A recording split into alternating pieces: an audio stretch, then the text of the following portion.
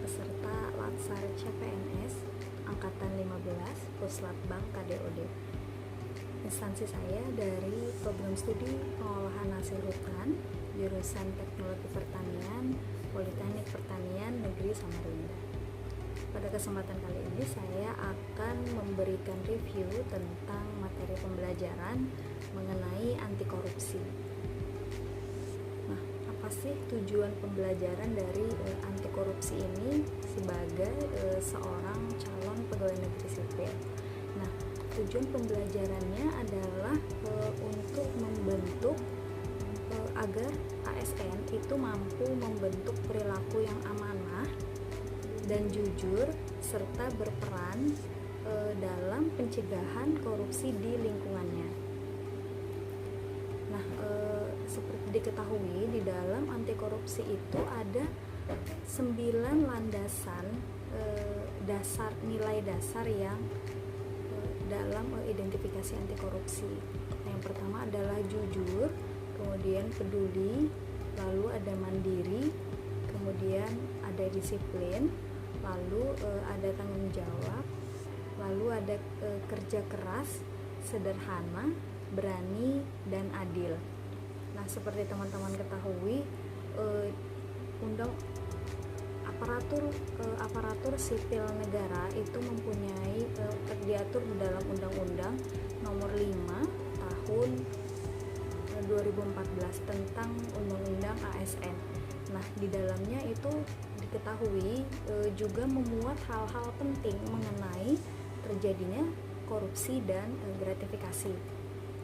Nah, untuk diketahui, untuk rumus umum korupsi sendiri itu terjadi karena adanya diskresi, kemudian adanya monopoli atau tekanan. Nah, kemudian korupsi ini juga dapat terjadi karena kurangnya akuntabilitas. Nah,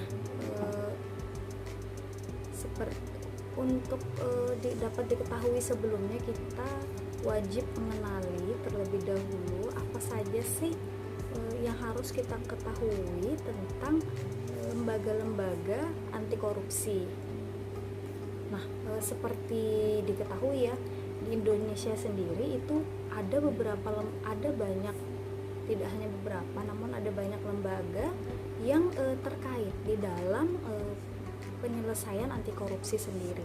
Yang pertama tentunya adalah KPK atau yang lebih kita kenal dengan Komisi Pemberantasan Korupsi. Nah, KPK ini berfungsi untuk melakukan penyelidikan, kemudian penyidikan dan penuntutan terhadap terjadinya tindak pidana korupsi. Nah, kemudian ada Polri. Nah, seperti kita ketahui bersama, Polri ini bertugas untuk melakukan penyelidikan, kemudian penyidikan, lalu penuntutan terhadap terjadinya tindak pidana korupsi pula. Lalu ada Mahkamah Agung. Nah, Mahkamah Agung ini bertugas untuk melakukan pengawasan tertinggi terhadap semua jalannya peradilan di semua lingkungan peradilan. Nah, kemudian ada Kejaksaan Agung. Nah, Kejaksaan Agung ini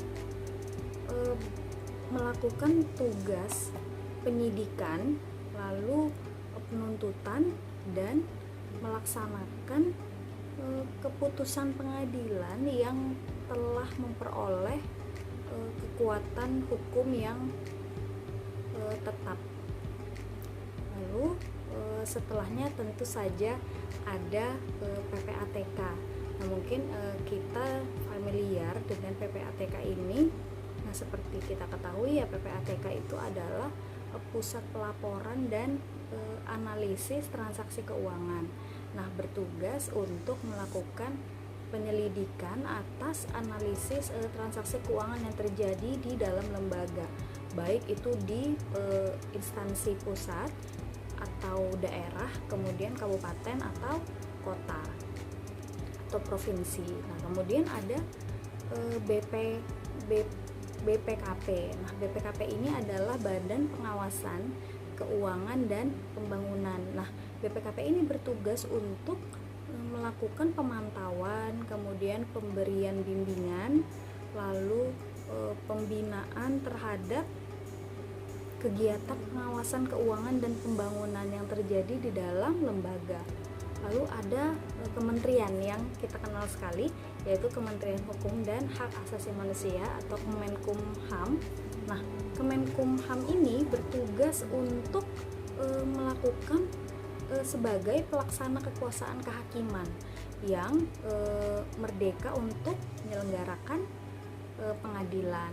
Lalu ada yang namanya Komisi Yudisial. Nah, Komisi Yudisial ini bertugas untuk menjaga dan menegakkan kehormatan, lalu keluhuran martabat serta perilaku hakim. Nah, seperti kita ketahui ya, sebelum hakim melakukan persidangan, hakim akan diberlakukan sumpah terlebih dahulu agar pengadilan tersebut berjalan secara jujur dan adil dan ada transparansi di dalamnya. Nah, kemudian ada yang namanya BPK atau Badan Pemeriksa Keuangan. Nah, BPK ini bertugas untuk memeriksa pengelolaan dan tanggung jawab keuangan negara yang dilakukan ini oleh pemerintah pusat, kemudian pemerintah daerah, lalu di dalamnya ada juga lembaga negara, kemudian BUMN, lalu ada BLU, lalu ada BUMD dan lainnya yang bertugas mengelola keuangan negara. Lalu ada Ombudsman RI. Nah, Ombudsman ini bertugas untuk mengawasi penyelenggaraan pelayanan publik yang diselenggarakan oleh penyelenggara negara serta badan swasta untuk melayani publik tertentu yang dananya tentu saja bersumber dari APBN dan APBD. Lalu yang terakhir ada Inspektorat Jenderal atau Irjen. Inspektorat Jenderal ini bertugas untuk melaksanakan pengawasan terhadap pelaksanaan tugas di lingkungan kementerian, lalu provinsi, kabupaten atau kota. Nah, jadi teman-teman, apa sih pentingnya korupsi itu? Nah, di dalam korupsi itu ada dua macam sifat. Yang pertama adalah sifat yang bermotif terselubung. Nah, bermotif terselubung di sini adalah korupsi ini secara sepintas itu kelihatannya bermotif politik, namun sebenarnya di dalamnya hanya terdapat motif untuk mendapatkan uang saja. Lalu ada yang bermotif ganda, dan bermotif ganda ini secara yang terlihat korupsi ini dilakukan bermotifkan untuk mendapatkan uang, namun di dalamnya ini sebenarnya ada motif lain. Nah, biasanya ini terkait dengan motif kepentingan politik. Nah, tingkatan korupsi sendiri itu ada 3. Yang pertama adalah betrayal of trust. Nah, betrayal of trust ini adalah pengkhianatan kepercayaan. Ini adalah awal mulanya tingkat korupsi itu terjadi. Nah, kemudian yang kedua ada abuse of power. Nah, ini adalah terjadinya penyalahgunaan kekuasaan. Nah, yang ketiga kemudian ada material benefit. Nah, material benefit ini adalah mendapat tingkatan korupsi yang untuk mendapatkan keuntungan material yang bukan haknya melalui kekuasaan atau adanya tekanan. Nah, rumusan korupsi terjadi itu seperti kita ketahui ya, di dalam lingkungan instansi yang seperti banyak diberitakan sekarang ini, entah itu di dalam kelembagaan atau di dalam lingkup politik, itu pasti yang pertama adalah niat, kemudian ada perilakunya di dalam diri orang tersebut, lalu adanya kelemahan sistem yang di dalamnya terdiri dari aturan, kemudian adanya sumber daya manusianya, lalu ada dananya. Nah, kemudian adanya yang terakhir adalah adanya kesempatan. Nah, ini adalah kesempatan ini yang memicu akhirnya terjadinya korupsi di dalam suatu lingkungan. Nah, kemudian di dalam korupsi sendiri itu ada yang namanya tindak pidana. Nah, tindak pidana ini adalah perbuatan yang pelakunya dapat dikenakan hukuman pidana. Nah, seperti kita ketahui ya, tindak pidana korupsi ini diatur di dalam Undang-Undang nomor 31 tahun 1999, Jungto Undang-Undang nomor 20 tahun 2001 tentang Undang-Undang Pemberantasan Tindak Pidana Korupsi. Dan ini juga berkaitan dengan ada kaitannya dengan Undang-Undang ASN nomor 5 tahun 2014. Nah, apa sih jenis-jenis tindak pidana korupsi itu?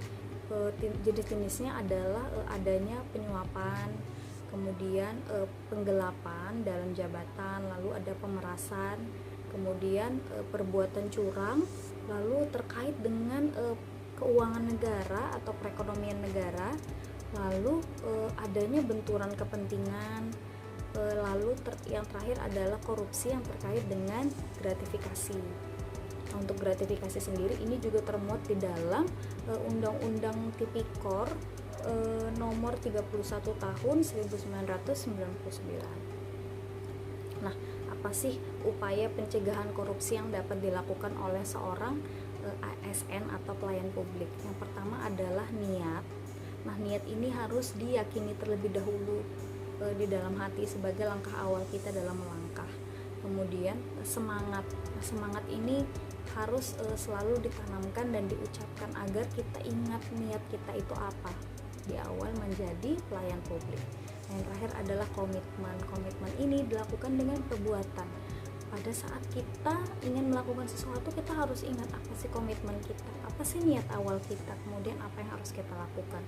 Nah, di dalam untuk diimplementasikan di dalam lingkungan instansi sendiri atau di dalam lingkungan dunia pendidikan, nah ini sebenarnya tindakan untuk melakukan anti korupsi ini sudah ditanamkan dari sekolah dasar. Jadi sebenarnya dari sekolah di tingkat SD, kemudian SMP, lalu SMA atau SMK, dan di perkuliahan ini sebenarnya sudah diperkenalkan dalam sehari-hari.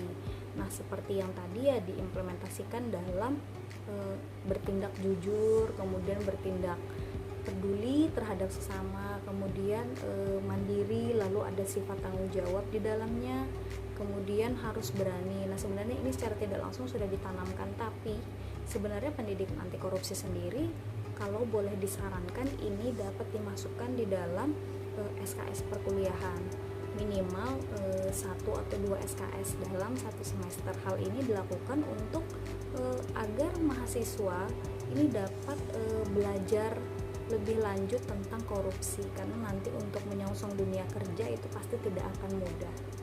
Nah, mungkin itu saja review saya tentang materi pembelajaran mengenai anti korupsi ini. Demikian yang dapat saya sampaikan. Assalamualaikum warahmatullahi wabarakatuh.